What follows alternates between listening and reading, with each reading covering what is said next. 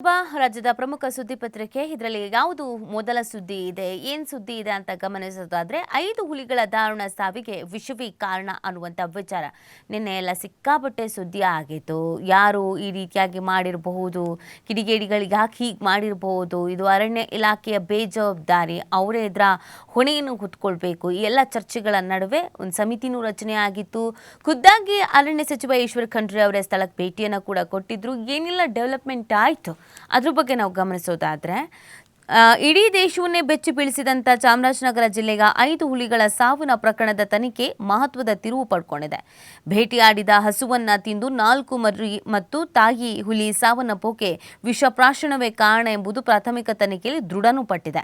ಇದೇ ವೇಳೆ ಈ ಕೃತ್ಯದ ಹಿಂದಿದ್ದಾರೆ ಎನ್ನಲಾದ 6 ಮಂದಿಯನ್ನು ವಶಕ್ಕೆ ಪಡೆಯಲಾಗಿದೆ. ಚಾಮರಾಜನಗರ ಹನೂರು ತಾಲೂಕಿನ ಹ್ಯೂಗೋಮ್ ವಲಯದ ಮೀಡಿಯಂನಲ್ಲಿ 5 ಹುಲಿಗಳು ಮೃತಪಟ್ಟಿದ್ವು. ಇದೀಗ 6 ಜನರನ್ನ ವಶಕ್ಕೆ ಪಡ್ಕೊಂಡಿದ್ದಾರೆ. ದನಗಾಯಿಗಳು ಅನ್ನೋದ್ರ ಬಗ್ಗೆ ಮಾಹಿತಿ ಸಿಗ್ತಾ ಇದೆ. ಅಂದರೆ ಅಲ್ಲಿ ದನ ಮೇಯಿಸ್ಕೊಂಡು ಇದ್ದವರು ಈ ಕೃತ್ಯವನ್ನು ಮಾಡಿದ್ದಾರೆ ಅನ್ನುವಂಥದ್ದನ್ನು ಹೇಳ್ಕೊಂಡು ಬರಲಾಗ್ತಾ ಇದೆ. ಇನ್ನು ಕೇಂದ್ರದಿಂದಲೂ ಕೂಡ ಇದಕ್ಕೆ ಸಂಬಂಧಪಟ್ಟಂತೆ ತನಿಖೆ ಆರಂಭ ಆಗ್ತಾ ಇದೆ. ಚಾಮರಾಜನಗರ ಜಿಲ್ಲೆಯ 5 ಹುಲಿಗಳ ಅಸಹಜ ಸಾವು ಪ್ರಕರಣವನ್ನು ಗಂಭೀರವಾಗಿ ಪರಿಗಣಿಸಿರುವಂತಹ ಕೇಂದ್ರ ಪರಿಸರ, ಅರಣ್ಯ ಮತ್ತು ಹವಾಮಾನ ಬದಲಾವಣೆ ಸಚಿವಾಲಯ ಪ್ರಕರಣದ ತನಿಖೆಯನ್ನು ನಡೆಸೋಕೆ 2 ಅಧಿಕಾರಿಗಳನ್ನ ಒಳಗೊಂಡಂತ ವಿಶೇಷ ತನಿಖಾ ತಂಡವನ್ನು ರಚಿಸಿ ಆದೇಶಿಸಿದೆ. ರಾಜ್ಯ ಸರ್ಕಾರವು ಪ್ರತ್ಯೇಕ SIT ತನಿಖೆಯನ್ನ ನಡೆಸ್ತಾ ಇದೆ ಅನ್ನೋದ್ರ ಬಗ್ಗೆ ಮಾಹಿತಿ ಸಿಗ್ತಾ ಇದೆ. ನೋಡಿ, ಇದೊಂದು ಆಘಾತಕಾರಿ ಬೆಳವಣಿಗೆ ಕೂಡ ಆಗಿತ್ತು.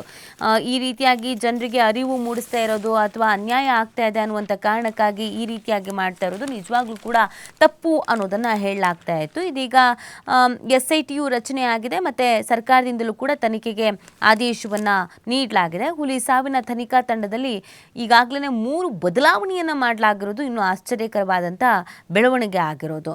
ನೋಡಿ, ಇಲ್ಲಿ 14 ದಿನದ ಒಳಗಡೆ ವರದಿಯನ್ನ ನೀಡಬೇಕು ಅನ್ನುವಂಥ ಸೂಚನೆಯನ್ನು ನೀಡಲಾಗಿದೆ. ತನಿಖೆಗೆ 3 ಸಮಿತಿಗಳನ್ನು ರಚನೆ ಮಾಡಲಾಗಿತ್ತು. ಈ ಹುಲಿ ಸಾವಿನ ಕುರಿತಂತೆ ಸುಪ್ರೀಂ ಕೋರ್ಟ್ ಮೇಲ್ವಿಚಾರಣಾ ಸಮಿತಿಯಿಂದ ಅದರೊಂದಿಗೆ NTCA ಮತ್ತು SIT ರಚಿಸಿದೆ. ರಾಜ್ಯ ಸರ್ಕಾರವು ಉನ್ನತ ಮಟ್ಟದ ತನಿಖೆ ಸಮಿತಿಯನ್ನು ರಚಿಸಿದೆ. ಈ ಡೆವಲಪ್ಮೆಂಟ್ ವಿಚಾರಕ್ಕೆ ಸಂಬಂಧಪಟ್ಟಂತೆ ಅರಣ್ಯ ಸಚಿವ ಈಶ್ವರ್ ಖಂಡ್ರೆ ಅವರ ಮಾತಾಡಿದ್ದಾರೆ. ಏನು ಹೇಳಿದ್ದಾರೆ ಕೇಳೋಣ ಬನ್ನಿ. ದುರಂತ ಈಗಾಗಲೇ ಹೇಳಿದ್ದೇನೆ. ಮತ್ತು ಇದೊಂದು ಅಪರಾಧ ಈ ಭಾಗದ ಯಾರ ಕಡೆಯಿಂದ ಆದರೂ ಅದು ಅಪರಾಧ. ಯಾರು ಅಪರಾಧಿಗಳಿದ್ದಾರೆ ಅವ್ರ ಮೇಲೆ ಕಾನೂನು ರೀತಿಯ ಕ್ರಮ ತೆಗೆದುಕೊಳ್ಳಲೇಬೇಕಾಗ್ತದೆ. ಈಗೇನು ನಾವು ಸಂರಕ್ಷಣೆ ಮಾಡ್ತಾ ಇದ್ದೀವಿ ಅದು ಇನ್ನೂ ಹೆಚ್ಚಿನ ರೀತಿಯಲ್ಲಿ ಗಸ್ತು ಮಾಡುವಂಥದ್ದು, ವಿಜಿಲೆನ್ಸ್ಗೆ ಹೆಚ್ಚಿನ ಒಂದು ಆದ್ಯತೆ ಕೊಡುವಂಥದ್ದು ಮತ್ತು ಆಧುನಿಕ ಏನು ತಂತ್ರಜ್ಞಾನ ಬಳಸಿಕೊಂಡು ಡ್ರೋನ್ ಮುಖಾಂತರ ಆಗಲಿ ಅವೆಲ್ಲದ ರೀತಿಯಲ್ಲಿ ಇಂಥದ್ದು ಮರುಕಳಿಸಿದಂತೆ ನೋಡಿಕೊಳ್ಳುವಂಥದ್ದು ಮತ್ತು ಯಾರು ಮಾಡಿದ್ದಾರೆ ಅವರಿಗೆ ಶಿಕ್ಷೆ ಕೊಡುವಂಥ ಕೆಲಸ ಮಾಡಿ ಇದಕ್ಕೆ ತಾರ್ಕಿಕ ಹಂತಕ್ಕೆ ತೆಗೆದುಕೊಂಡು ಹೋಗುವಂಥ ಜವಾಬ್ದಾರಿ ಇಲಾಖೆದಿದೆ. ಆ ಇಲಾಖೆ ಮಾಡ್ತದೆ ಅನ್ನುವಂಥ ಮಾತನ್ನು ಹೇಳಿಕೆ ಬಯಸ್ತಾರೆ. ಡಾಕ್ಟರ್ ಅವರು, ನಮ್ಮ ಹಿರಿಯ ಅಧಿಕಾರಿಗಳು, NTCಯಿಂದ ಒಬ್ಬ ಪ್ರತಿನಿಧಿ, ಹೀಗೆ ನಾವೇ ನಿನ್ನೆನೇ ನನಗೆ ಗೊತ್ತಾದ ತಕ್ಷಣ ಉನ್ನತ ಮಟ್ಟದ ಒಂದು ಸಮಿತಿಯನ್ನು, ತನಿಖಾ ತಂಡವನ್ನು ರಚನೆ ಮಾಡಿದ್ದೇನೆ. ಶೀಘ್ರದಲ್ಲಿ ವರದಿ ಕೊಡಲಿಕ್ಕೆ ಸೂಚನೆಯನ್ನು ಕೊಟ್ಟಿದ್ದೇನೆ.